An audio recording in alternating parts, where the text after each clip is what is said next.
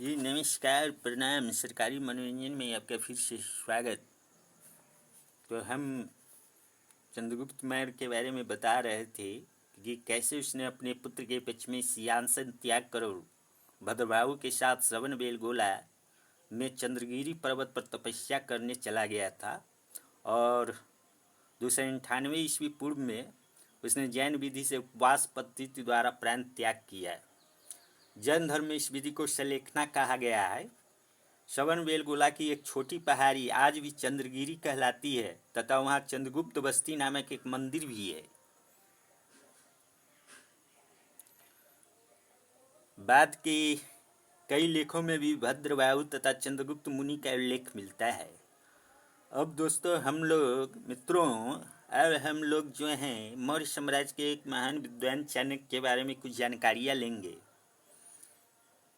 तो चंद्रगुप्त मौर्य का गुरु व प्रधानमंत्री चाणक्य एक महान विद्वान व पंडित था। वह विष्णुगुप्त या कौटिल्य के नाम से भी जाना जाता था। चाणक्य तक्षशिला के कुटिल नामक ब्राह्मण कुल में जन्म लिया था तथा तक्षशिला के शिक्षा केंद्र का प्रमुख आचार्य था। वह वेदों, शास्त्रों, राजनीति व कूटनीति का महान ज्ञाता था। पुराणों ने उसे श्रेष्ठ ब्राह्मणों में रखा है। यह कहा गया है, एक बार मगध के राजा नंद ने यज्ञशाला में इसे अपमानित किया।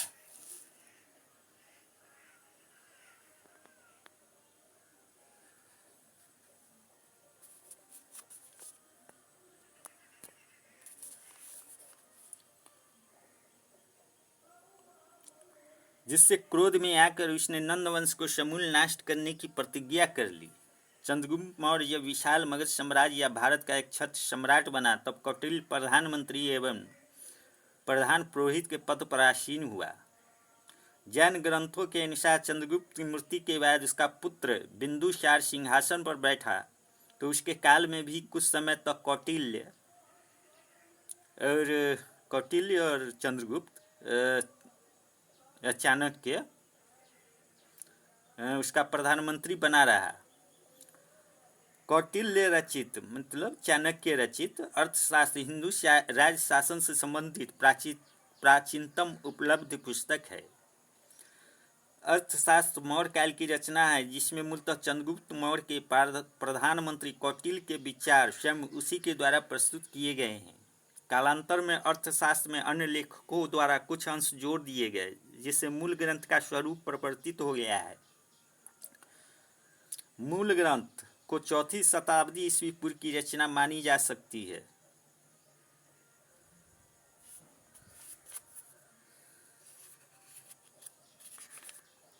अर्थशास्त्र में 15 अधिकरण तथा 180 प्रकरण है। इस ग्रंथ में इसके श्लोकों की संख्या 4000 बताई गई है। चंद्रगुप्त के उत्तराधिकारी बिंदुसार के समय में मौर्य साम्राज्य का गौरव बना रहा। विदेश संबंध भी विकसित रहे और यूनानी दूत डिमाक्लस उसके दरबार में रहा। और बिंदुसार का जो शासन है वह 298 से 273 ईस्वी पूर्व तक चलाता है।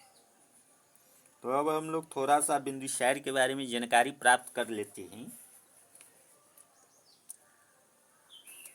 बिंदुसार इसका शासन व्यवस्था 298 से 273 ईस्वी पूर्व तक चला था। चंद्रगुप्त मौर्य के बाद उसका पुत्र बिंदुसार मगध के सिंहासन पर 298 ईस्वी पूर्व में बैठा था। उसके काल में साम्राज्य के कुछ क्षेत्रों में विद्रोह हुए जिसे उसने अपने पुत्र अशोक की सहायता से नियंत्रित कर लिया।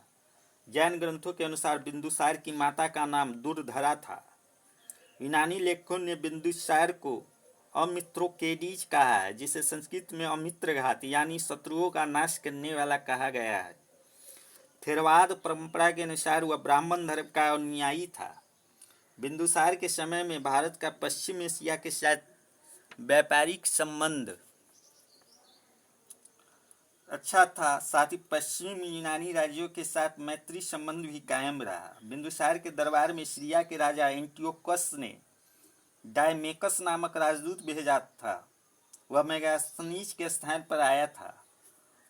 उसी तरह मिस्र के राजा टालेमी फिलाडेल्फस के काल में संभवतः डायनोसियस नामक राजदूत मौर्य दरबार में आया था, लगभग बिंदुसार के राजसभा में।